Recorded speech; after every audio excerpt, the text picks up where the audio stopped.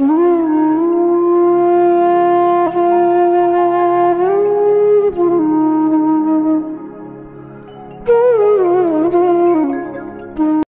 स्तुति का अर्थ समझने का प्रयास करते हैं। आप सभी लोग मंदिर में आते हैं और भगवान के दर्शन करते हुए दर्शन स्तुति का पाठ करते हैं।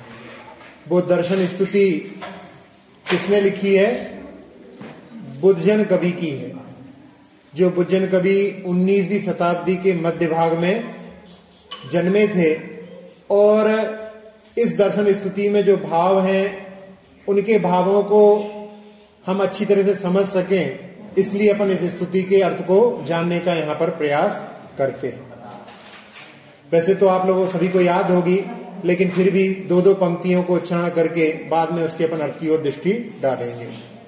प्रभु पतित पावन मैं पावन चरण आयो शरण जी, यो विरद आप निहार स्वामी नेट जामन मरण जी। बस इतना ही। क्या कह रहे हैं यहाँ पर? भगवान के लिए कह रहे हैं कि आप पतित पावन हैं। पतित हैं जो संसार में, उनको पवित्र करने वाले। पावन शब्द आता है पवित्र के अर्थ में। तो संसार में सारे जीव कैसे हैं? अपवित्र हैं, पतित हैं। क्योंकि जैसे स्वर्ण पाषाण में जो स्वर्ण रहता है वो कैसी अवस्था में रहता है? अपवित्र अवस्था में रहता है।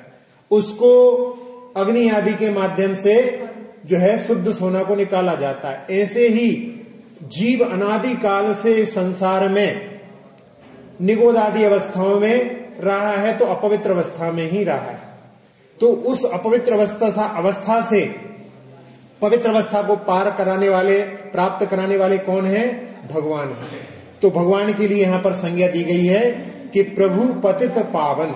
आप पतित को, अपवित्र जो अपवित्र है उसको आप पवित्र करने वाले हैं। और मैं आपकी शरण में आया हूं। भगवान की शरण में दर्शन करने के लिए अपन आते हैं तो उस समय में ऐसे भाव से अपने लिए मंदिर में आना चाहिए कि ये साक्षात आदिनाथ भगवान बैठे हैं। क्या सोच करके आना चाहिए? साक्षात आदिनाथ भगवान बैठे हैं, भगवान का समो शरण है।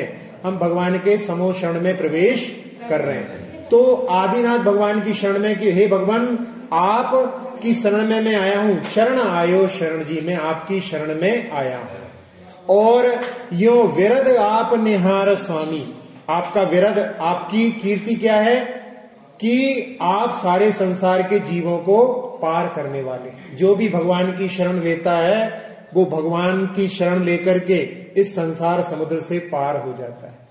और मेटो जामन मरण जी, मेट जामन मरण जी, हमारे जन्म मरण के जो चक्र चल रहा है उसको आप नष्ट कर दो। क्योंकि संसार उसी का नाम है जहां पर बार बार जन्म और बार बार मरण चलता रहता है। अब अपने को इस मृत्यु लोक में अपन उत्पन्न हैं। अपन लोगों को मालूम है कि जीव उत्पन्न होते हैं। कुछ जीव जो है छोटी अवस्था में ही नष्ट को मरण को प्राप्त हो जाते हैं, कुछ बाल्यावस्था में, कुछ अधेड़ अवस्था में, कुछ वृद्धावस्था में, लेकिन सबका मरण होता है। इसलिए इसको मृत्यु लोक कहा जाता है। और स्वर्ग को अमर लोक कहा जाता है। अमर लोक वहां पर जो देव रहते हैं उनकी बहुत लंबे समय के बाद में मृत्यु होती तो उनकी भी मृत्यु है, लेकिन बहुत समय के बाद में मृत्यु होने के कारण में उनको अमर कहा जाता है। वास्तव में वो भी मरण को प्राप्त होते हैं। कोई भी संसार में ऐसा नहीं है कि जिसका जन्म मरण का चक्र नहीं चल रहा है। तो बार बार हम जन्म लेते हैं, बार बार मरण करते हैं। ऐसा कब तक चलता रहेगा? जब तक हम भगवान की शरण नहीं लेंगे तब तक यही जो है चक्र चलता रहेगा। उस चक्र से उबारने के लिए भगवान ही एक समर्थ हैं। क्योंकि सारे संसार में बाकी जगह पर, बाकी सब धर्मों के बारे में भी अपन आएगा इसके बारे में, कि वहां तो कहा जाता है कि तुम हमेशा भक्त बने रहो और अपने दुखों को दूर करने के लिए मेरे शरण में आओ। जो मेरी शरण में आएगा उसके दुख दूर हो जाएंगे, ऐसा वहां पर कहा जाता है। लेकिन वास्तव में भगवान बनाने वाला, यानी प्रत्येक आत्मा परमात्मा बन सकती है, ऐसी सामर्थ्य तो जैन दर्शन के अलावा कहीं पर भी व्याख्यायित नहीं है। तो प्रत्येक आत्मा भगवान बन सकती है। और ये जन्म मरण का जो चक्र चल रहा है बार बार जन्म बार बार मरण होता है। कई लोग तो ऐसा मानते हैं कि एक बार हमारा जन्म हुआ है और हमारा मरण हो जाएगा तो हम नष्ट हो जाएंगे। ऐसा नहीं है, आत्मा कभी भी नष्ट नहीं होती। पुनर्जन्म बार बार जो है जीव एक जगह से मर करके दूसरी जगह जाता है, वहां पर वो फिर जो है नई प्रकार से उसका जीवन चालू हो जाता है। आप लोगों ने पुनर्जन्म की घटनाएं सुनी होंगी। पुनर्जन्म भी होता है, कई बार ऐसी घटनाएं आ जाती हैं। एक घटना हम आपको सुनाते हैं। एक लड़की जिसका कि जन्म हुआ और वो हमेशा छोटे से बोलने लगी कि मैं हुक्की की हूं। हुक्की की हूं, लोग समझ गए कि उसके पिताजी जो हुक्का पीते थे उनका नाम हुकुमचंद नहीं था, लेकिन वो कहती थी मैं हुक्की की हूं, तो लोगों ने समझा कि इनके पापा हुक्का पीते हैं इसलिए इसको ये हुक्की की बोल रही है। वास्तव में वो बोलती थी कि मैं हुकुमचंद की पुत्री हूं। और जब वो 8-9 साल की हो गई और एक बार क्या हुआ कि एक छोटी लड़की, उससे 1 साल छोटी लड़की वहां पर आई और वो रोने लगी। और रोने लगी तो इसको जो है उससे ये जो मतलब छोटी थी उससे जो बड़ी लड़की आई उसको देख करके उसने कहा कि तुम रो नहीं, हम तुम्हारी मां हैं।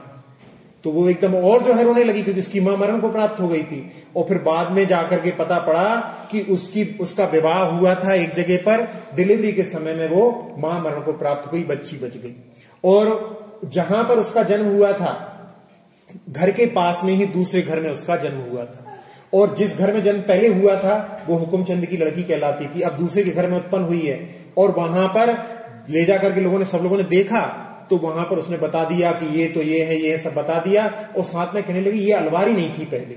तब उनके वहां पर जो संबंधी थे उन्होंने बताया कि ये तुम्हारे जाने के बाद में हमने अलवारी खरीदी।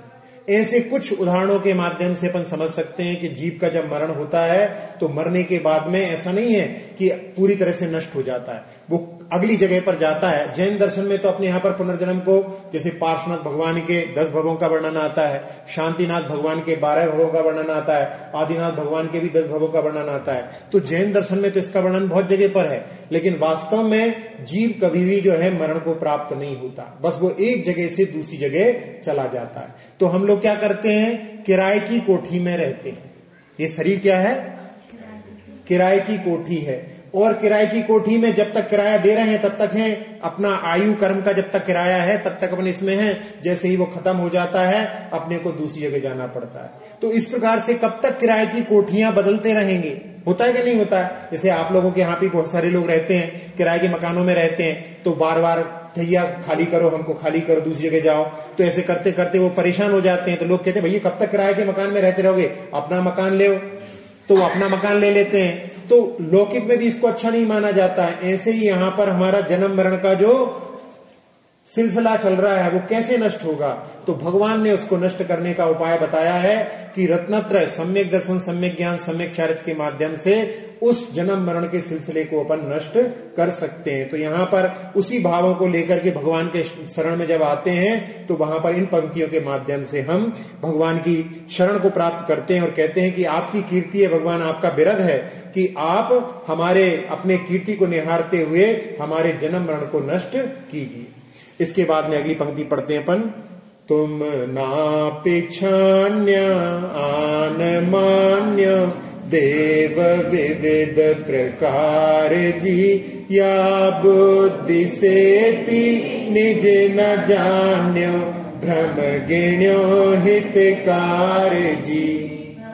आज तक संसार में क्या किया है, तुम ना पिछान्य, हमने आज तक आपकी पहचान नहीं की, अन्य को मानते रहे। संसार में बहुत प्रकार के देव हैं, देव विविध प्रकार के। यहाँ तो कई कई जगह तो ऐसे जो हैं जिनका कोई भी अस्तित्व नहीं है वो भी देव बन जाते हैं। एक जगह पर जहां पर एक व्यक्ति का जो कुत्ता बहुत प्रिय था वो मरण को प्राप्त हो गया, उसने एक मंदिर जैसा आकार दे दिया, उसमें कुत्ते की मूर्ति बिठाल दी और लोग उसकी ही जो है आराधना करने लगे, कहने लगे यहाँ पर जाने पर भी हमारा काम हो जाता है। तो संसार में विविध प्रकार के देव हैं। तो ऐसे बहुत प्रकार के देव हैं और उन्हीं में हम भ्रमण करते रहे, उन्हीं को अपना मानते रहे। तो यानी हमने आपको नहीं पहचाना, हम सबको सारे संसार में परिभ्रमण करते करते और सबको ही अपना मानते रहे, लेकिन उसमें कहीं पर भी हमारा संसार से मुक्ति का मार्ग हमारे लिए प्राप्त नहीं हो पाया। और इस बुद्धि से या बुद्धि सेति, इस प्रकार की कि भगवान का स्वरूप क्या, भगवान के स्वरूप को अपन देखें तो भगवान का स्वरूप क्या होता है, जो वीतराग हो, यानी समस्त दोषों से रहित हो, वो भगवान होते हैं। फिर इसके बाद में सर्वज्ञ हो, सर्वज्ञ कौन, यानी जो सब कुछ जानते हो, वो सर्वज्ञ कहलाते हैं। और इसके बाद में तीसरा क्या है, हितोपदेशी, ये 3 लक्षण जिसमें हो वो ही भगवान कहलाते हैं। तो ये अपन देखें संसार में कैसे कैसे भगवान कहलाते हैं। जो सुंदर सुंदर आभूषण और वस्त्र पहने हुए हैं वो भी भगवान कहलाते हैं। सुंदर आभूषण और वस्त्र कौन पहनता है, जिसको अपने आप को सजाने की इच्छा होती है। जो कुरूप होता है वो ही अपने आप को सजाने की इच्छा रखता है। अस्त्र शस्त्र कौन रखता है, अस्त्र शस्त्र वो रखते हैं जिनको किसी से भय रहता है, शत्रुओं से जो भयभीत होते हैं वो ही अस्त्र शस्त्र रखते हैं। तो इस प्रकार से पत्नी को साथ में कौन रखता है, जिसको पत्नी से ज्यादा मोह होता है। आप लोग तो भी अपनी पत्नी को छोड़ करके यहाँ पर बैठे हुए हैं, वो तो अपने साथ में ही रख करके बैठे हैं, तो आपसे भी ज्यादा मोही हो गए। तो अपने से ज्यादा कोई रागी है, उसको आप नमस्कार करके उससे क्या प्राप्त करोगे। आप अभय होना चाहते हो, जो स्वयं भयभीत है उसकी शरण में जाओगे तो आपको वहां पर कोई वो अभय प्राप्त नहीं होगा। और ऐसा भी होता है कि वहां पर भगवान जो है रोगी भी होते हैं। वहां पर बताते हैं, कहते हैं कि अभी जो है वहां पर भगवान कभी रथ यात्रा हुई है, अभी वहां पर भगवान बीमार हो गए हैं, कुछ दिनों तक मौसी के यहाँ काढ़ा पिएंगे, उसके बाद में फिर पुनः रथ यात्रा लौट करके आई। कहते हैं हमारे भगवान को डायबिटीज है, इसलिए भगवान को जामुन ज्यादा पसंद है। तो ऐसे जो है भगवान का रोग का यदि रोग हो रहे हैं, रोग तो हम सब लोगों को होते हैं, भगवान में भी यदि रोग हो गए तो हमें और भगवान में क्या अंतर। कोई कहते हैं कि वो सोते हैं तो हमें क्या, हम दिन भर थक जाते हैं तो हमें सोने की आवश्यकता पड़ती है, लेकिन भगवान भी यदि सो जाएंगे तो फिर कौन हम लोगों के लिए रास्ता दिखाएगा। एक बार एक जगह पर, अन्य जगह पर कुछ फॉरेन के लोग आए, विदेश के लोग घूमने के लिए आए, और जब वो वहां पर गए तो उन्होंने वहां पर कहा कि अभी जो है 12 बज गए हैं, अभी भगवान का सोने का समय है, अभी आप भगवान के दर्शन नहीं कर सकते। तो उस समय में एक फॉरेन की जो लेडी थी वो कहने, डज गॉड ऑल्सो स्लीप। मैंने उसको आश्चर्य हुआ कि भगवान भी सोता है, यानी भगवान का स्वरूप उनके यहां भी ऐसा माना गया है कि भगवान तो हमेशा जागृत रहते हैं। जो अनंत शक्ति के शाली हैं उनके लिए सोने की आवश्यकता क्या, हम लोग कमजोर लोग हैं, हम लोगों को सोने के लिए सोते नहीं है तो हमारे लिए एनर्जी प्राप्त नहीं होती है। तो उसमें उनके लिए भी अपन ऐसा बताएंगे। फिर ऐसा भी बताया जाता है कि अभी भगवान को अभी शीतकाल पड़ रहा है तो ठंड लगती है, तो उनको जो है हीटर लगाते हैं, ऊनी वस्त्र पहनाते हैं, उनके लिए तिल आदि का भोग चढ़ाते हैं। फिर कहते हैं जब गर्मी लगती है तो भगवान के लिए कूलर चलाते हैं। तो इस प्रकार से भगवान का स्वरूप नहीं, ये तो साधारण मनुष्य की बात हो गई। एक जगह पे ऐसे ही हुआ, एक पुजारी था, रात्रि में उठा 2-3 बजे, उसको ऐसा लगा बहुत गर्मी लग रही है। तो हमको गर्मी लग रही तो भगवान को भी गर्मी लग रही होगी, क्योंकि भगवान का स्वरूप ऐसे ही माना है। तो उसने जो है सारे द्वार खोल दिए मंदिर के, और उसको जंगल की इच्छा हुई, वो जंगल की तरफ चला गया, लौट करके आया, तब तक मंदिर में चोरी हो गई। जब भगवान का ऐसा स्वरूप मानेंगे तो इसी प्रकार की घटनाएं घटित होंगी। तो यहां पर कहा कि भगवान इस संसार में कई प्रकार के देव हैं और उनके स्वरूप को मैंने आपको नहीं पहचाना और उन्हीं को अब भगवान मानता रहा। वास्तव में सही भगवान तो जो वीतरागी होते हैं, सर्वज्ञ होते हैं, हितोपदेशी होते हैं, वही हमारे भगवान होते हैं। तो ऐसी दृष्टि रख करके हमने, और ये जो है या बुद्धि से थी, इस मिथ्यात्व के कारण में मैंने अपने आप को नहीं पहचाना। क्योंकि अपने आप की पहचान कब हो सकती है, जब हम अपनी ओर देखें। हम संसार में जितने भी देवताओं को देखते हैं वो सब हमें ही देख रहे हैं, वो हमको देख रहे हैं, तो हम जो है अपने आप को कभी देख ही नहीं पाते हैं। और भगवान के पास आते हैं तो क्या होता है, भगवान के पास जब आते हैं तो भगवान के दर्शन करते समय भक्त बोलता है, आचार्य जी कहते हैं, भक्त बोलता है कि आप कौन है। तो यहां पर गुंबद रहती है तो आवाज गूंजती है, कहीं कहीं पे एको पॉइंट होते हैं, एको पॉइंट में जहां पर आवाज गूंजती है तो प्रतिध्वनि होती है। तो वहां पर कहते हैं आप कौन है, तो वहां से भी आवाज आती है आप कौन है। फिर वहां पर जो आया है वो सोचता है कि आपकी मुद्रा देख करके तो आप भगवान जैसे लग रहे हैं, तो वो कहता है आप भगवान हैं, तो वहां से भी प्रतिध्वनि आती है आप भगवान हैं। भगवान का स्वरूप देखो, क्या स्वरूप है कि वो नासा दृष्टि, भी आएगा इसमें पंक्ति, कि वो अपनी नासा दृष्टि, किसी को नहीं देख रहे हैं, अपने अंदर झांक रहे हैं। तो उपदेश दे रहे हैं कि तुम भी अपने अंदर झांको, तुम्हें अपनी आत्मा का भान होगा, तुम क्या हो उसका तुम्हें ज्ञान होगा। तो इसीलिए कहा यहां पर कि हे भगवान, मैंने या बुद्धि सेती निज न जान्यो, इसके कारण मैं पर को ही ढूंढता रहा, पर में ही देखता रहा, अपने आप को कभी नहीं देखा, निज न जान्यो। और भ्रम घृणो हितकार जी, संसार में सब जगह जाकर के जिसने जो कहा वहां पर जाता रहा और इस सब प्रकार के जैसे कार्य करते रहे, कहते रहे, करता रहा और उसी में मैं अपना हित समझता रहा, लेकिन वास्तव में भ्रम में, मिथ्यात्व में ही अपना हित समझा और मैं इसी कारण से अभी तक संसार से पार नहीं हो पाया। 5 प्रकार के मिथ्यात्व होते हैं। 5 प्रकार के मिथ्यात्व को आप लोग आलोचना पाठ में पढ़ते हैं।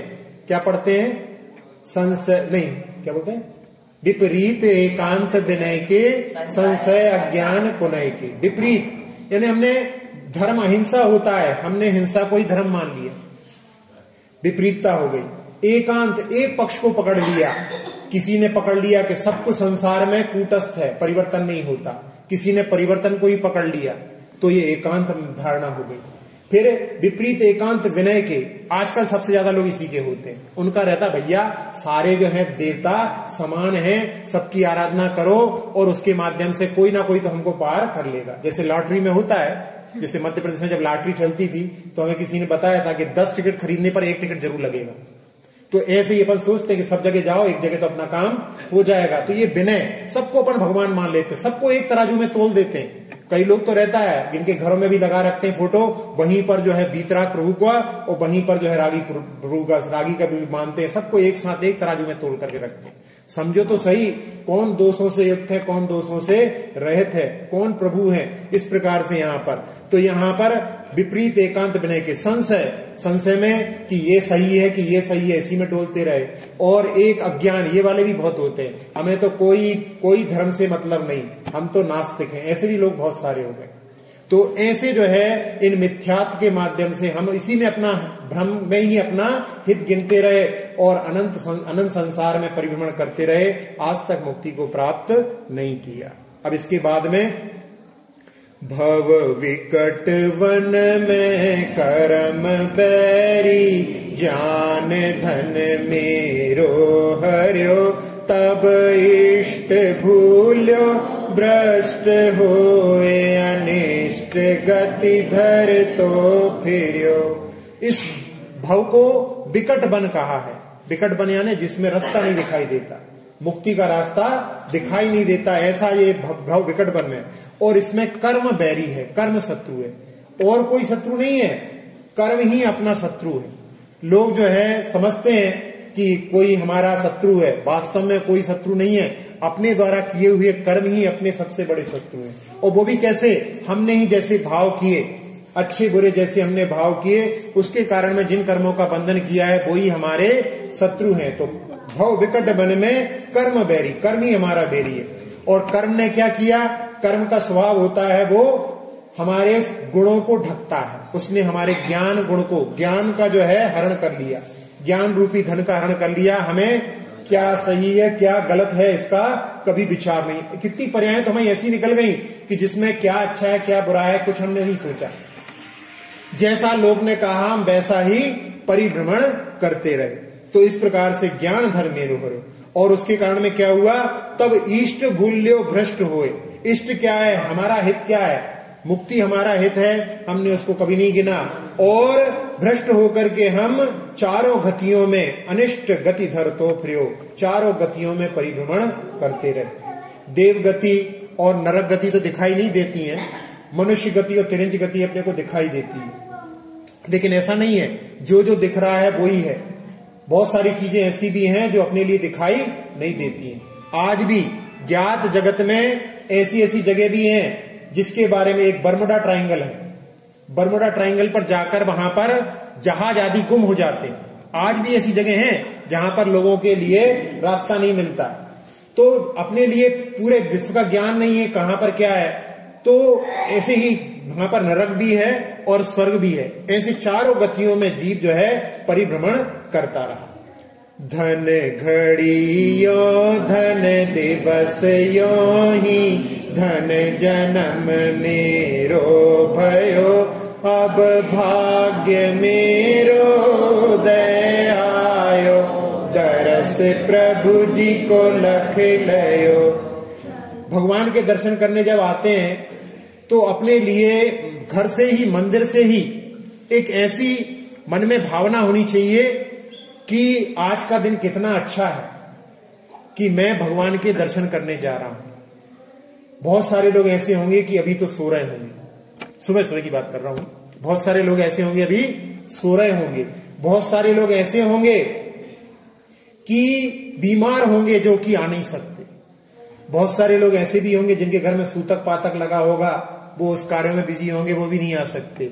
और बहुत सारे लोग ऐसे भी होंगे कि जिनके घर में शाम के भोजन की व्यवस्था नहीं है, वो लोग भी नहीं आ सकते। उन लोगों के भी सब अपने अर्थोपार्जन में लगे हुए हैं। तो ऐसे सोच करके कि बड़ा सौभाग्य का दिन है, धन घड़ी, ये घड़ी धन्य है कि ऐसे भगवान के दर्शन करने के भाव हो रहे हैं।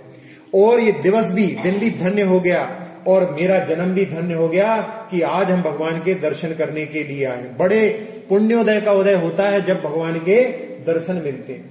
कई कई बार जो है दर्शन करने के लिए आते आते कुछ जो है काम बता दिया, ये कर लो वो कर लो, उसमें भगवान के दर्शन को प्राप्त करना बड़ा दुर्लभ होता है। और अपन लोगों को बहुत सहजता से दर्शन मिल जाते हैं तो हम लोगों को उसकी कीमत नहीं रहती। जिनको बड़ी मुश्किल से दर्शन मिलते हैं, जब राजा श्रीपाल विदेश यात्रा पर थे और बहुत दिनों तक उनको समुद्र में जहाज में दर्शन नहीं हुए और एक जिनालय मिल गया तो उसके द्वार बंद थे और उन्होंने वहां पर द्वार पर खड़े होकर के आराधना की। बड़ी मुश्किल से उसका द्वार खुला और जब द्वार खुला, भगवान के दर्शन हुए होंगे तो क्या आनंद उनके लिए आया हो। तो ऐसे भावों के साथ में कि जब हम भगवान के दर्शन करने आए तो हम ऐसा सोचें कि ये हमारा बड़ा ही भाग्य का उदय है कि आज हमने प्रभु जी के दर्शन प्राप्त किए। कैसी ललक भगवान के दर्शन की होनी चाहिए, इसके बारे में एक तुलसीदास जी का दोहा है। ज्यों गरीब की देह को जड़कारे को घाम। अभी ठंड निकल गई, अब तो नहीं रही उतनी, लेकिन जो पूस की ठंड रहती है, जब बहुत ठंड पड़ती है और जिसके घर में घर ना होकर के झोपड़ी हो, टूटी फूटी झोपड़ी हो, तो उसमें क्या होता है, रात भर कैसे निकलती है उसकी, कपते कपते निकलती है। और वो रात भर क्या सोचता है कि कब जो है सुबह सूरज निकले और मैं अपनी जो ठंड लग रही है उसको मिटा सकूं। ज्यों गरीब की देह को जड़कारे को घाम। जड़कारा जाड़े का घाम जो रहता है उसको बड़ा प्रिय रहता है, तो रात में ही वो सोते सोते वहां पर सोचता रहता है कि कब सुबह होगा और मैं कब जो है अपनी ठंड को मिटाऊंगा। ऐसे ही ललक के साथ में वैसे ही लगो कभू, वैसे ही कब लागो प्रभु मेरे हो प्रभु राम। ऐसी ललक जो है भगवान के राम के प्रति, कभी जो तुलसीदास जी कह रहे हैं, ऐसी ललक हमारे अंदर कब उत्पन्न होगी। ऐसे ही भगवान के दर्शन करने की भावना रात में, कई लोग ऐसे होते हैं रात में जब शयन करते हैं तो शयन करते समय रात में ही पूजा की थाली लगा करके सोते हैं, पास में ही रख करके पूजा की थाली लगा करके शयन करते हैं। सुबह कब हो, रात में द्वार बंद हो जाते हैं जिनालय के, कब सुबह हो और मैं जाकर के भगवान के दर्शन करके, पूजन करके, अपने भगवान के दर्शन करके अपनी आत्मा को तृप्त करूं। ऐसे भावों के साथ में भगवान के दर्शन करने के लिए जाना चाहिए। और इसके बाद में भगवान के जब दर्शन प्राप्त हो जाते हैं तो भगवान की मुद्रा को देख करके कैसे भक्त के भाव उत्पन्न होते हैं। छवि वीतरागी नगन मुद्रा दृष्टि नाशा पे धरे बसु प्रातिहार अनंत गुणयुत कोटि रवि छवि को हरे। छवि वीतरागी, भगवान की छवि कैसी है, वीतरागी। वहां पर कोई भी राग का चिन्ह नहीं। पहले हमने बताया राग के चिन्ह, कोई आभूषण नहीं। आभूषण भी राग का प्रतीक है, अपने आप को सजाने की भावना होती है, हम अच्छे दिखें, तो ये जो है राग का प्रतीक नहीं। और साथ ही साथ में कोई स्त्री आदि भी नहीं है, स्त्री भी राग का प्रतीक है। तो भगवान वीतरागी है, सारे 18 दोषों से रहित है। और उनकी नग्न मुद्रा कैसी है, दृष्टि नासा पे धरे। अभी बताया था हमने, भगवान की दृष्टि नासा के ऊपर है।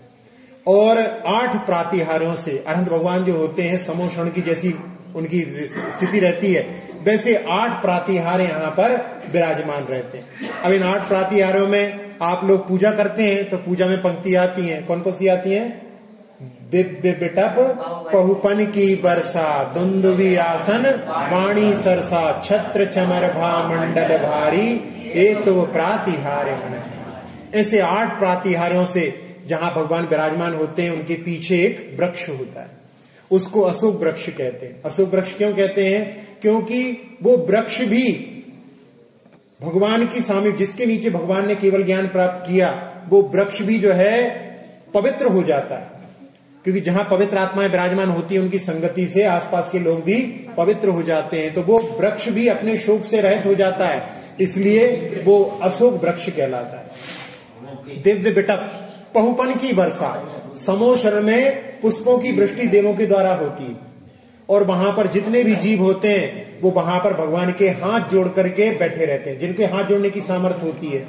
क्योंकि नाग आदि रहेंगे तो वो हाथ कैसे जोड़ेंगे, उनके हाथ ही नहीं होते। तो जिन जीवों के हाथ होते हैं वो सब हाथ जोड़ करके बैठे रहते हैं, और हाथ जोड़ करके बैठे रहते हैं, ऊपर से पुष्प गिर रहे हैं तो सबके हाथों में पुष्प भर जाते हैं। तो पुष्पांजलि यानी अंजलि उनकी पुष्पों से भर जाती है, पुष्पांजलि। भूतकाल के एक तीर्थंकर का नाम भी है पुष्पांजलि, वो सार्थक नाम हो जाता है। फिर इसके बाद दिव्य बिटप पहुपन की वर्षा, दुंदुभी, वहां पर नगाड़े बजते हैं, और उन नगाड़े में ऐसा लगता है, कई महाराजों ने ऐसी उसमें कल्पना की है कि ऐसा लगता है कि भगवान ने मोह पर विजय प्राप्त की है, उसका प्रतीक ये नगाड़े बज रहे हैं। और सारे प्राणी अपने अपने कार्यों को छोड़ करके भगवान की आकर के सेवा करके अपना कल्याण करना चाहते हो तो इनकी सेवा में उपलब्ध हो जाओ।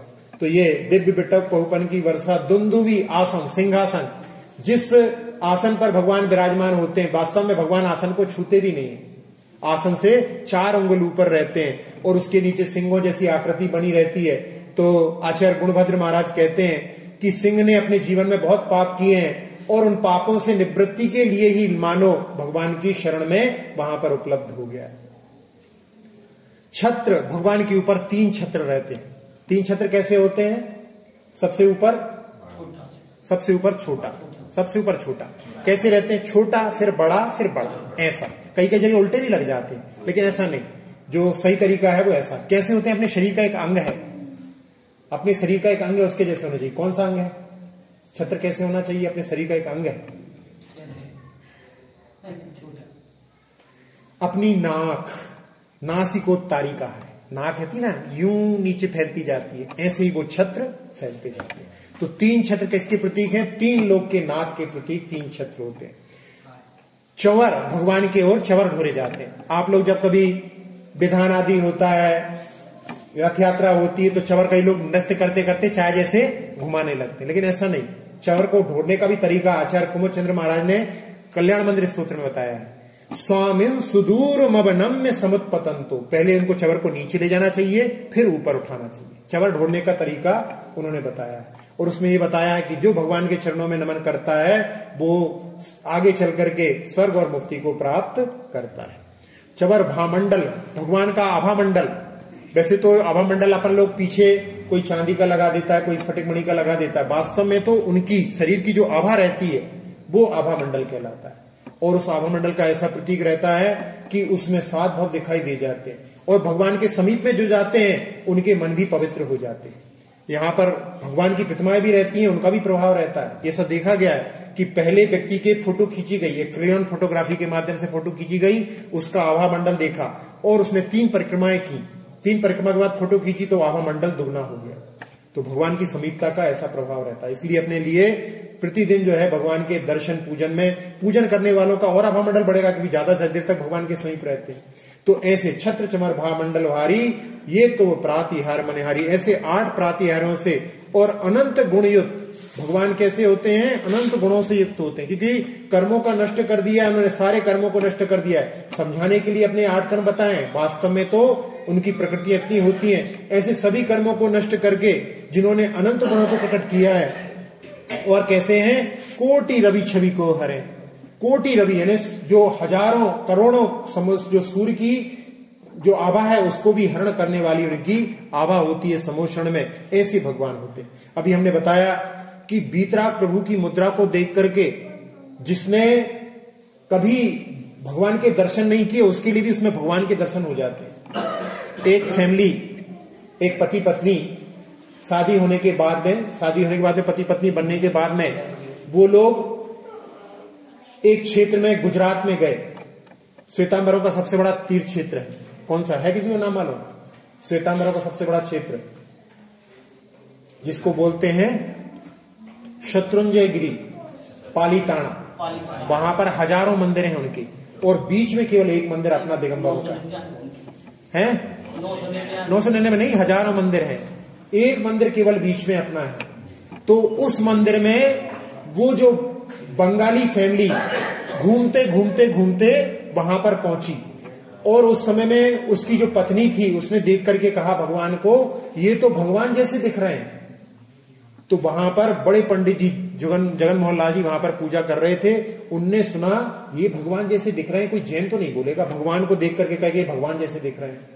तो उन्होंने अपनी पूजा को जहां रोक सकते थे वहां पर रोक करके उनसे जाकर के पूछा। पहले तो वो घबराए कि कोई पंडा है, धोती दुपट्टा में पैसे मांगने आया होगा, और बाद में जब उनसे पूछा कि आप ऐसा क्यों बोल रहे थे, हमें पैसे नहीं चाहिए, तो उस समय में वो पत्नी मुस्कुराने लगी और कहने लगी अभी हम और मंदिर में घूम करके आए हैं, वहां पर आभूषण भी हैं, हार भी पहने हुए हैं, तो वो हमें राजा जैसे दिखते थे, भगवान तो हमको बीतराग प्रभु ही दिखते। तो जिसने कभी भगवान के दर्शन नहीं किए उनको भी बीतराग प्रभु में भगवत्ता के दर्शन हो जाते हैं। गोमटेश्वर बाहुबलीवान की प्रतिमा, वहां पर जमशेद जी टाटा जब वहां पर गए तो लोगों ने कहा क्या जा रहे हो नंगी प्रतिमा को देखने के लिए, उन्होंने बहुत सुन रखा था, बहुत सुंदर प्रतिमा है। वो लोग मूर्ति को नहीं मानते पारसी लोग, लेकिन जब वो वहां पर गए तो उनका सिर झुक गया। उन्होंने कहा कि इतनी वैराग्य से भरी हुई प्रतिमा आज तक मैंने दर्शन नहीं किए, आज तक मैं पहली बार ही देख रहा हूं, और उनका जो है सिर वहां पर अपने आप झुक गया। तो ऐसी जो है बीतराग प्रभु की मुद्रा का प्रभाव होता है। अब भगवान के दर्शन का क्या प्रभाव होता है उसके लिए कह रहे हैं, मिट गयो ते मेरे मिथ्यात्व मेरो, उदय रविया तम भयो, मोर हर्ष ऐसो भयो, मनुरंग चिंता मणि लयो। भगवान के दर्शन करने से अंधकार, किसका अंधकार, मिथ्यात्व का अंधकार नष्ट हो जाता है। एक बार जो भगवान के अच्छे से दर्शन कर लेता है, क्योंकि कहा गया है सम्यक दर्शन के लिए जो मनुष्य हैं वो 83 में 3 कारण है, एक भगवान के दर्शन, एक भगवान की वाणी को सुनना, और तीसरा है जाते स्मरण। ये मनुष्यों 83 दोनों के लिए समान है। तो भगवान की प्रतिमा को देख करके दर्शन करके, जैसे उस फैमिली की जो वहां पर उसको भगवान के दर्शन हो गए उसमें, तो ऐसे ही भगवान के दर्शन करने से मिथ्यात्व का जो अंधकार, जो अश्रद्धा रहती है, वो अपनी टूट जाती है। एक बार ऐसे दर्शन करके मिट गयो तिमिर मिथ्यात्व मेरो, अंधकार जो है मिथ्यात्व का वो नष्ट हो गया। उदय रवि आत्म भयो, आत्मा भी इस शरीर के अंदर विद्यमान है। आज तक मैं शरीर को ही आत्मा मानता रहा, इस शरीर के ही पोषण में लगा रहा, इस शरीर को ही सब कुछ मानता रहा, इस शरीर से भिन्न मैं कुछ हूं। ये भगवान आपके दर्शन से, आपने ही कहा कि तुम भगवान हो, तो अंदर मैंने झांक करके देखा और मुझे अपने आत्मा के दर्शन, तो उदय रवि आत्म भयो, और मोह उर हरस ऐशो भयो, मनुरंक चिंता मणि लयो। भगवान के दर्शन करते समय में ऐसे हर्ष की अनुभूति होनी चाहिए कि जैसे किसी गरीब के लिए कोई चिंतामणि रत्न की प्राप्ति होती है, वैसे हर्ष की अनुभूति भगवान के दर्शन करते हुए भक्त को होती है और होनी चाहिए। ऐसे उत्कृष्ट भावों के साथ में भगवान के दर्शन करने के लिए आना चाहिए। एक दर्शन स्तोत्र है उसमें लिखा है, किस लयित मनल्पम तद विलोकाभिलाषा, कुस्मित मति सांद्रन तत्समीप प्रयाणा, मम फलित ममंदन तन्मुखेन्दोरिदानी नयन पथमवाप्ता देव पुण्य द्रुमेण। हे भगवान, जब मैं आपके दर्शन करने की मन में अभिलाषा ही करता हूं, तो उस समय में मेरा पुण्य का जो वृक्ष है उसमें नए नए पत्ते आ जाते हैं, किसलय जिसको बोलते हैं, नए नए पल्लव उसमें आ जाते हैं। और जब मैं आपके मंदिर की ओर बढ़ता हूं तो उसमें पूरा पुण्य रूपी वृक्ष जो है वो फूलों से भर जाता है। और जब आपके मुख चंद्र के दर्शन में साक्षात करता हूं तो मेरे पुण्य रूपी वृक्ष में वो पूरे घने फलों से लग जाता है। ऐसे उत्कृष्ट भावों के साथ में अपने लिए भगवान के दर्शन करना चाहिए। और इसके बाद में फिर भगवान से हम क्या मांगे, इसके लिए कह रहे हैं, मैं हाथ जोड़ नवाए मस्तक बीनाऊं तुम चरण जी, सर्वोत्कृष्ट त्रिलोकपति जिन सुनाऊं तारण तरण जी। हाथ जोड़ करके और मस्तक नवा करके बीनाऊं तो चरण जी, भगवान हम आपके चरणों में कुछ विनती करते हैं। वैसे भगवान के दर्शन करने आते हैं अपन लोगों के लिए बड़े भक्ति भावों के साथ में बैठ करके 3-3 बार ढोक देना चाहिए। लोग एक बार भी ढोक नहीं दे पाते। कुछ लोग तो जो है बीच में थोड़ा सा झुक जाते हैं, पूरे झुकेंगे भी नहीं, क्रीज खराब नहीं हो जाए, पैंट खराब नहीं हो जाए, कपड़े खराब नहीं हो जाए, ऐसे भावों से लोग ढोक नहीं देते। जबकि 3 लोग के नाथ हैं, उनके पास में, आपके यहाँ तो एक ही वेदी है, कई कई जगह में बहुत सी वेदी हैं, तो कम से कम मुख्य जो मूल नायक भगवान है उनके सामने तो अपने को 3 ढोक देना चाहिए। जब भी आप देखें महाराज जी वंदना करते हैं उस समय में 3 ढोक देते हैं। आने के बाद में भगवान को देख करके फिर ढोक दी, उसके बाद में उठ करके कायेश्वर भक्ति पढ़ करके फिर बैठ करके ढोक दी, उसके बाद में फिर जो है खड़े होकर के कायेश्वर करके फिर जो है बैठ करके ढोक देते, 3 बार कम से कम। अपन लोगों के यहाँ पर ये परंपरा जो है श्रावकों में टूटती जा रही है। श्वेतांबर लोगों में ये परंपरा आज भी विद्यमान है, उनको देख करके आप अलग से पहचान जाओगे। हमारा कुछ सालों पहले बनारस में चतुर्मास हुआ था, वहां पर पास में ही श्वेतांबर मंदिर था, तो वहां के लोग भी जो तीर्थयात्री आते थे वो कभी इस मंदिर के दर्शन करने भी आ जाते थे। जब हमारे पास में आते थे तो अलग से देख करके पहचान में आ जाता था कि ये श्वेतांबर बंधु है, क्योंकि वो आएगा, आने के बाद में बैठ करके ढूक देगा, फिर खड़ा हो जाएगा, फिर ढूक देगा, फिर खड़ा हो जाएगा, फिर ढूक देगा, तो अलग समझ में जाता है। क्योंकि यहाँ तो ये परंपरा देखने में नहीं आती है। अपने लिए ऐसे ही 3-3 बार जो है भगवान के लिए, क्योंकि मैं मन से भी झुकता हूँ, वचन से भी झुकता हूँ और काय से भी झुकता हूँ, ऐसे भावों के साथ में बड़े उत्कृष्ट भावों से अपने लिए ढोक देना चाहिए। और यदि हम गवासन में भगवान जैसे ये बैठे ना, ये गवासन कहलाता है। इस बैठ रहे हो क्या उठ रहे भैया, गवासन बता रहे हैं, तुमने तो तोड़ दिया उसको। गवासन ये भी बैठी है, गवासन में बैठने से करने से अपने लिए घुटनों की प्रॉब्लम नहीं होती। गवासन में बैठ करके ये नहीं सोचना कि गवासन केवल जो है स्त्रियों का ही है। महाराज सब लोग इसी गवासन में बैठ करके वंदना करते हैं, तो आप सब पुरुष वर्ग भी इसमें गवासन में बैठ करके भगवान की वंदना कर सकते हैं। इस गवासन में बैठ कर भी वंदना यदि आप करें 3-3 बार उठ करके बैठ करके, तो आपको कभी भी घुटनों की जो है परेशानी नहीं होगी। तो ऐसे बड़े उत्कृष्ट भावों के साथ में हाथ जोड़ करके और वहां पर भगवान के चरणों में नमन करके हुए सर्वोत्कृष्ट त्रिलोकपति जिन, भगवान आप सारे संसार में सबसे उत्कृष्ट हो, सबसे उत्कृष्ट संसार में और कोई नहीं, भगवान आप ही हो। और तीन त्रिलोकपति जिन, त्रिलोकों के आप पति हो और हमारी आप तारण तरण हो। स्वयं आपने संसार से पार हो गए हैं और दूसरों को भी पार करने वाले ऐसे भगवान के चरणों में अब आखिरी पंक्तियों के माध्यम से विनती की जा रही है। वो विनती में क्या कह रहे हैं? जाचू नहीं सुरवास पुनि नर राज परिजन साथ जी, बुध जाचहु तो भक्ति भव भव दीजिए शिवनाथ जी। जांचू नहीं, जांचू शब्द का अर्थ यहां पर जो है याचना के अर्थ में, कि मुझे सुरवास यानी देवलोक में मेरा वास हो, मैं देव बनूं, ये मेरी आकांक्षा नहीं। आचार्य सिंह ने भी लिखा है, ना तो सुर सुख चाहता शिव सुख की ना चाह, तब थुति सरोवर में सदा होवे मम अवगाह। आपके स्तुति रूपी सरोवर में मेरा अवगाहन हमेशा होता रहे। ऐसे भावों के साथ में कोई भी याचना, भगवान के चरणों में आकर के कभी भी कुछ याचना नहीं करनी चाहिए, क्योंकि याचना करना मतलब ऐसा है कि हमने भी भगवान के स्वरूप को समझा नहीं। भगवान के पास में आने के बाद में जैसे कोई वृक्ष की शरण में पहुंच जाता है तो छाया तो अपने आप ही मिल जाती है, उसको मांगने की क्या आवश्यकता है। तो भगवान के सामने कभी भी कुछ भी और लौकिक आकांक्षा नहीं रखना। ये याचना कर सकते, क्या याचना?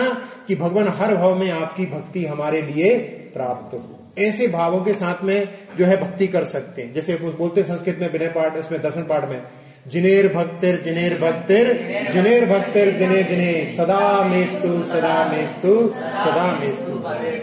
हाँ, तो भगवान के चरणों में कभी भी याचना नहीं करना। हम लोग भगवान की भक्ति का स्वरूप जानते नहीं है, भक्ति की महत्ता को जानते नहीं है। हम लोग तो क्या करते हैं, थोड़ी सी द्रव्य चढ़ाते हैं, सोचते हैं भगवान के सामने कुछ चढ़ा रहे हैं तो हमें इसके बदले में कुछ मिलना चाहिए। जैसे होता है आप लोगों के यहाँ पर जब विवाह संबंध होते हैं तो आप लोग व्यवहार देते हैं नहीं व्यवहार, इनके घर गए तो उनके यहाँ वो व्यवहार लिख लेते हैं, लोड कर लेते हैं। फिर बाद में जब उनके घर में शादी होती है तो देखते हैं कि भैया सामने वाले ने कितना दिया था, उनके यहाँ से 100 का आए तो अपन भी 101 दे दो, 11 रुपए बढ़ा दो, 111 कर दो, बस इससे ज्यादा कुछ नहीं। ऐसे ही चलता है। तो अपन लोगों के यहाँ जो व्यवहार चलता है ऐसे ही सोचते हैं कि भगवान के चरणों में अपन कुछ चढ़ा रहे हैं तो भगवान से भी हमें कुछ प्राप्त होना चाहिए। तो ये नहीं है। यहाँ पर हम भगवान के चरणों में जिन पुंजों को चढ़ाते हैं वो तो क्या है, हमारे मन लगाने के लिए चढ़ाते हैं, क्योंकि हमारा मन जो है बिना पुंज के लगता नहीं। श्रावक का मन इतना चंचल होता है कि थोड़ी देर में वो कहीं से कहीं पहुंच जाता है, तो इसलिए उसके हाथ में कुछ रहता है तो वो उससे जुड़ा रहता है। लेकिन भगवान के चरणों में आकर के कुछ भी ये कामना तो कर सकते हैं, लेकिन कुछ भी मांगना नहीं, क्योंकि हम मांगेंगे तो हम मांगेंगे क्या, छोटी चीज मांगेंगे, क्योंकि हमारी बुद्धि छोटी है। हम जो भी चीज मांगेंगे वो छोटी रहेगी। और भगवान जो देंगे, भगवान यदि जैसे हमने कहा कि आप क्या करते हो कि सामने वाले ने क्या दिया हम भी लौटाएं, ऐसी भगवान भी सोचे कि ये सामने कुछ पुण्य चढ़ा रहा है तो हम भी इसके लिए कुछ लौटाएं, ऐसा सोचे। ऐसा नहीं है, हम लोगों की ऐसी छोटी बुद्धि रहती है इसलिए ऐसा चलता है। लेकिन भगवान अपनी सामर्थ्य अनंत शक्ति के अनुसार लौटाते हैं, इसलिए अपने को भगवान पे छोड़ देना चाहिए कि भगवान आप जो कुछ देना चाहते वो दो, मैं तो आपके चरणों में कभी भी मांगूंगा तो केवल यही मांगूंगा कि बार बार आपकी भक्ति मिलती रहे। आपके यहां दिवाली पे काम लगाते हैं नहीं लगाते, घर में एक व्यक्ति को आपने नियुक्त किया, 500 रुपए दिन में काम करेगा, और उसने बड़े मन लगा के काम किया। आप देख रहे थे वो 1 मिनट के लिए नहीं बैठा और बिल्कुल लगन से काम करता रहा, कहीं पर भी उसने जो है काम चोरी नहीं की। और फिर आपने सोचा कि यदि आज थोड़ा सा काम बच गया है आज ही कर दे, कल के लिए पिंड छूटे, ऐसा सोच करके आपने उससे कहा कि भैया थोड़ा और काम रह गया उसको पूरा कर दो। तो उसने 4 घंटे और रुक करके वो काम को पूरा कर दिया। और कोई होता तो 2 दिन भी लगा देता, 2 से ज्यादा दिन भी लगा देता। आपने सोचा कि इसने 1.5 दिन काम किया है, लेकिन काम तो इसने 2 दिन के बढ़ करके किया है। तो आपने क्या सोचा कि इसको 1000 रुपए देना चाहिए।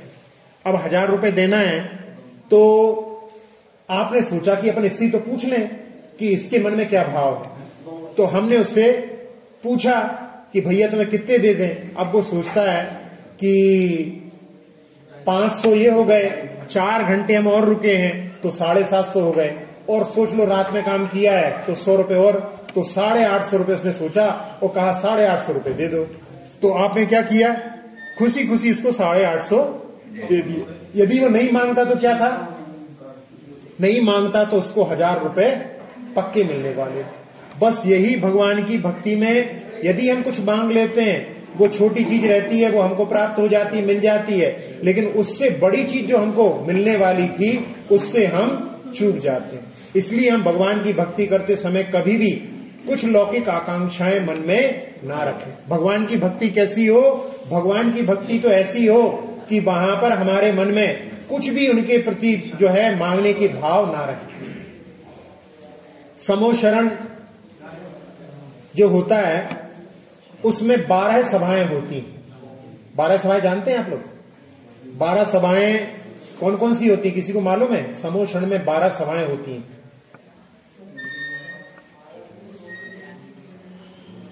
समोशरण में 12 सभाएं होती, किसी को नहीं मालूम? आपने कभी समोशरण के दर्शन नहीं किए? कहीं कहीं पे मंदिर में बने हुए, जैसे सिलवानी में समोशरण बना हुआ है।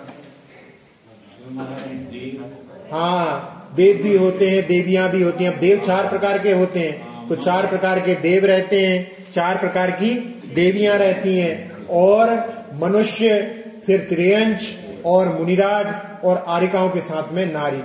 इस प्रकार से 12 सभाएं होती हैं। तो 4 प्रकार के देव होते हैं, 4 प्रकार की देवियां होती हैं। भवनवासी, बेंतर, ज्योतिष और वैमानिक, जैसे देव होते हैं वैसी देवियां होती हैं उनकी।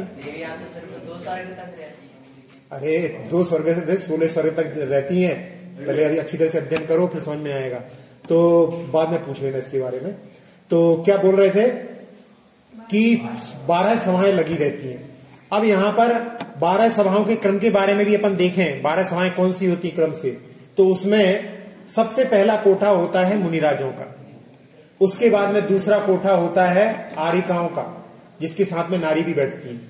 फिर नहीं, दूसरा कोठा आरिकाओं नहीं होता, दूसरा कोठा होता है, थोड़ी सी गलती हो गई, दूसरा कोठा होता है कल्पवासिनी देवियों का। तीसरे कोठे में आरिकाओं के साथ में नारियां बैठती हैं। फिर इसके बाद में ज्योतिष देवियां, व्यंतर देवियां और भवनवासी देवी। इसके बाद में भवनवासी देव, व्यंतर देव, ज्योतिष देव, कल्पवासी देव। उसके बाद में बैठते हैं मनुष्य, और मनुष्यों के बगल में कोठा होता है त्रियंचों का। इस प्रकार से पूरा राउंड जो है 12 सभाओं का होता है। अभी अपन ने देखा मनुष्य के कोठे के एक तरफ होते हैं कल्पवासी देव और एक तरफ होते हैं त्रियंच। राजा श्रेणिक समोशरण में पहुंचे, और समोशरण में पहुंचने के बाद देखा उन्होंने कि अभी भगवान की वाणी खिरने में समय था। तो उन्होंने सोचा कि हम मुनिराजों के कोठे में जाकर के उनकी वंदना करें। तो बड़े भक्ति भाव से उन्होंने मुनिराजों की वंदना 3-3 बार ढोक दे करके, परिक्रमा दे करके उनकी वंदना की, और 2/3 मुनिराजों की वंदना पूर्ण कर ली। और उसके बाद में वो सोचा कि 1/3 मुनिराजों की वंदना बाद में कर लेंगे, और लौट करके आकर के अपने कोठे में बैठ गए। और उनको 2 देवों की बात सुनाई दी। एक देव दूसरे देव से कहता है कि राजा श्रेणिक ने आज बड़े भक्ति भाव से 2/3 मुनिराजों की वंदना की, उससे इसने जो मुनिराज के गले में जो सर्प डाला था, 33 सागर की नरक की आयु 70 नरक की बांधी थी, उसको इसने घटा करके और 84,000 वर्ष कर लिया, यानी सागर को सुखा करके चुल्लू भर पानी जैसा कर लिया। लेकिन 1/3 मुनिराजों की वंदना और करता, जिसमें यशोधर महाराज भी बैठे हुए हैं। तो इसका यदि ऐसा होता नहीं है, कई बार अपन ऐसा कह देते हैं, जैसे अपन कहते कि यदि ये चौथा काल होता तो अपन आचार्य श्री को भगवान के रूप में देख रहे होते। तो ऐसे उसने कहा कि यदि ये होता कि आयु कर्म में परिवर्तन हो जाता। वैसे आयु कर्म में परिवर्तन नहीं होता, एक बार जो आयु बन जाती है वो वैसी ही रहती है, उसमें कमी बेसी तो कर सकते हैं लेकिन उसमें परिवर्तन नहीं होता। तो यदि ऐसा आयु में परिवर्तन होता और 1/3 मुनिराजों की और वंदन करता तो उसकी हो सकता है आयु भी परिवर्तित हो जाती। तो ये सुनकर के राजा श्रेणिक जो है उठ करके खड़े हो गए, और उन्होंने सोचा कि 1/3 मुनिराजों की वंदना और कराते हैं। और जब वो खड़े हुए तो वहां से हंसी की आवाज आई। तो हंसी की आवाज सुनकर के वो ठिठक गए, क्यों हंस रहे हैं? तो दूसरा कहले क्यों हंस रहे हो? कहले राजा श्रेणिक भक्ति नहीं जानता। कहले क्यों? जिसने भगवान महावीर से 60,000 प्रश्न किए वो भगवान की भक्ति नहीं जानता। तो उन्होंने कहा कि राजा श्रेणिक पहली बार जब 2/3 मुनिराजों की वंदना करने गया था तब उसके मन में कोई आकांक्षा अपेक्षा नहीं थी, वो तो केवल भक्ति करने के लिए गया था। अब किस लिए जाना चाह रहा है भक्ति करने? कि मेरी यदि आयु परिवर्तित हो सके तो परिवर्तित हो जाए। अब उसकी भक्ति नहीं है, अब क्या हो गया है? उसका सौदा हो गया है कि मैं जाऊंगा तो मेरा काम हो जाएगा। ऐसे भावों से यदि हम भगवान की आराधना करते हैं तो वो सही आराधना नहीं है। सही आराधना तो है जो प्रतिदिन भगवान की आराधना करते हुए आह्लादित होकर के करे। नहीं तो कहा जाता है दुख में सुमिरन सब करें, सुख में करे ना कोई, जो सुख में सुमिरन करे तो दुख काहे। तो ऐसा नहीं कि अपने लिए कुछ प्राप्त करना हो, ऐसी भावना से यदि अपन वो आराधना करते हैं तो वो सकाम भक्ति कहलाती है। निष्काम भक्ति ही सर्वोच्च होती है। भगवान के चरणों में आकर के भगवान से कुछ चीज को प्राप्त करने की अपेक्षा भगवान को मांगना।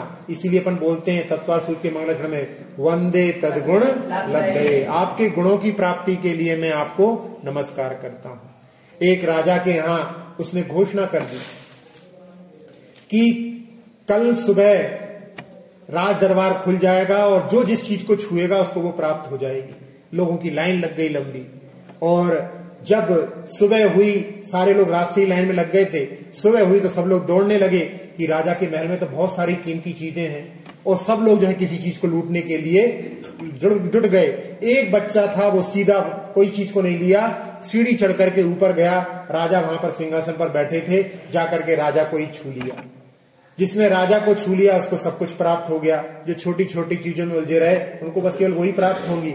तो भगवान की आराधना करके भगवान को प्राप्त करने की भावना होनी चाहिए कि हे भगवान हमें और कुछ नहीं चाहिए, आपकी भक्ति ही हमें भव भव में प्राप्त होती रहे। और जब अपन भगवान के दर्शन करके घर जाते हैं, वैसे इसमें तो नहीं है लेकिन हम आपके लिए बता रहे हैं, जब अपन भगवान के दर्शन करके लौटते हैं तो अपने को भगवान से कुछ कह करके जाना चाहिए। क्या कह करके जाना चाहिए? कई लोग जो जानते भी होंगे हिंदी में बोलते हैं, पुनः दर्शन बोलते हैं। इसी को यदि अपन संस्कृत में यदि एक श्लोक के एक पद के रूप में कहें तो भूयात पुनर्दर्शनम। क्या? भूयात पुनर्दर्शनम। इसमें अर्थ क्या होता है? आपके पुनः दर्शन हो गए। ऐसे भावों से अपने को दर्शन करके लौटना चाहिए, क्योंकि ये एक प्रकार का संकल्प हो गया कि हम जा तो रहे हैं लेकिन हम पुनः आपके दर्शन करने आएंगे। कई कई जगह बच्चों के संस्कार होते हैं, वो आएंगे, जाते समय ये नहीं कहेंगे महाराज जी हम जा रहे हैं, ये कहेंगे महाराज जी हम अभी आते हैं। हम अभी आते हैं मतलब यही वाली बात हो गई कि संकल्प जैसा कि भगवान भूयात पुनः आपके पुनः दर्शन प्राप्त हो गए। ऐसे दर्शनों, ऐसे भावों के साथ में अपने लिए भगवान के दर्शन करके लौटना चाहिए। इसमें एक और बात कि एक व्रत होता है जिनमुखावलोकन व्रत। जिनमुखावलोकन व्रत क्या होता है? सुबह सुबह प्रातः काल में उठ करके सबसे पहले भगवान का मुख देखना। आप कैसे देख सकते हैं? जैसे आपके यहां तो अच्छी सुविधा है, बाहर खड़े होकर के, जिसने स्नान नहीं किया, क्योंकि स्नान करने जाएंगे बाथरूम में तो सबसे पहले अपना ही मुख दिख जाएगा। इसलिए उसमें क्या है, जैसे मंदिर के आसपास जो लोग रहते हैं वो आकर के वहीं से बाहर से खड़े खड़े बिना स्नान किए हुए वहां से भगवान के मुख का दर्शन कर लें। ये भी एक व्रत होता है। कई लोग ब्रह्मचारी ने बताया कि हम लोग आश्रम में रहते हैं, 2 बजे उठे, 3 बजे उठे, कितने बजे भी उठे, सबसे पहले जाकर के भगवान के दर्शन करते हैं और उसके बाद में फिर हम और कोई कार्य करते हैं। तो ऐसे जो है सबसे पहले उठ करके भगवान का, कुछ लोगों ने हमको बताया कि महाराज जी हम लोग तो गोमटेश्वर बाहुबली भगवान के रोज दर्शन करते हैं। वो उन्होंने बताया कि हम इंजीनियरिंग कॉलेज में पढ़ते हैं, वहां पर गोमटेश्वर में वहां पास में है, और वहां पर जो है भगवान का मुख तो बहुत दूर दूर से दिखाई देता है। तो कहने हमारे इंजीनियरिंग कॉलेज से भी भगवान का मुख दिखाई देता है। हम लोग जैसे ही सुबह उठते हैं सबसे पहले भगवान के मुख के दर्शन वहां पर गोमटेश्वर भगवान के करते हैं। वो धन्य भाग वाले हैं। लेकिन अपन लोग भी इस प्रकार के, जिनको नहीं, कई लोग कहने लगे महाराज जी हमारा घर तो बहुत दूर है, हम लोग तो ऐसा नहीं कर सकते आकर के, भगवान के मंदिर से बहुत दूर रहते हैं। तो हमने कहा ऐसा कर सकते हैं, जब हम तीर्थ क्षेत्र पर रहे, वहां पर मंदिर के आसपास ही रुकना होता है, तब उस समय में सुबह उठ करके भगवान के दर्शन करने का, वहां पर अपने कुछ एक उसको भी याद रख करके अपने लिए दर्शन स्तुति के माध्यम से इन बिंदुओं पर विचार करके भगवान की अच्छी तरह से दर्शन करके अपने कर्मों को नाश करने का प्रयास करना चाहिए। अब इसके बाद में हम जिनवाणी स्तुति करते हैं। एक पंक्ति हम बोलेंगे, आप सब लोग रिपीट करना। अक्षर पद मात्रा से दूषित, अक्षर पद मात्रा से दूषित, वचन अगर ममहीन रहे, वचन अगर ममहीन रहे, और प्रमाद कषाय के वश में, और प्रमाद कषाय के वश में, सम्यक अर्थ विलीन किए, सम्यक अर्थ विलीन किए, जिन वाणी माता मेरी उन, जिन वाणी माता मेरी उन, सब त्रुटियों को क्षमा करे, सब त्रुटियों को क्षमा करे, आशीष शीघ्र हम सबको, आशीष शीघ्र हम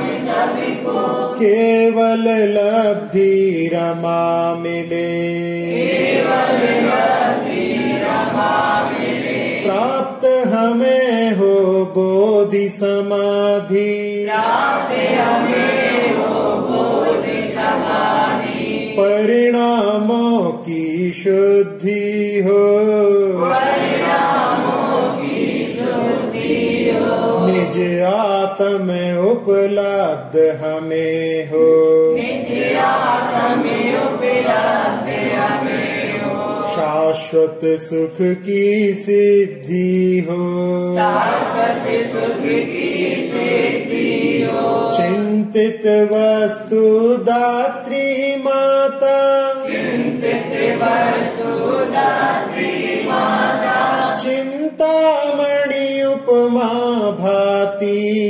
चिंतामणि उपमा भाति, करूं वंदना पूर्ण विनय से, करूं वंदना पूर्ण विनय से, चरण रखूं मैं ये पाती,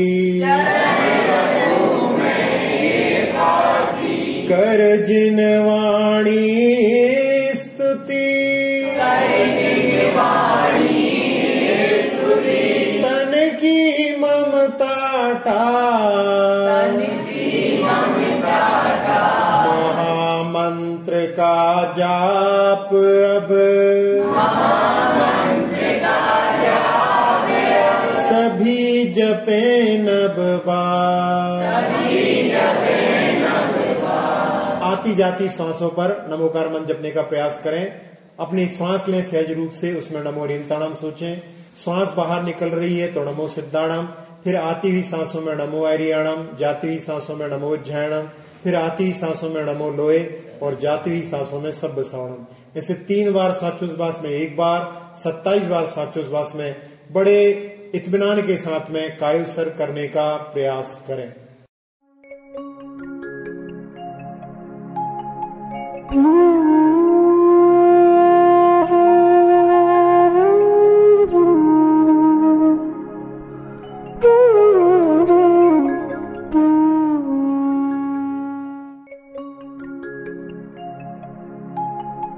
Mm-hmm.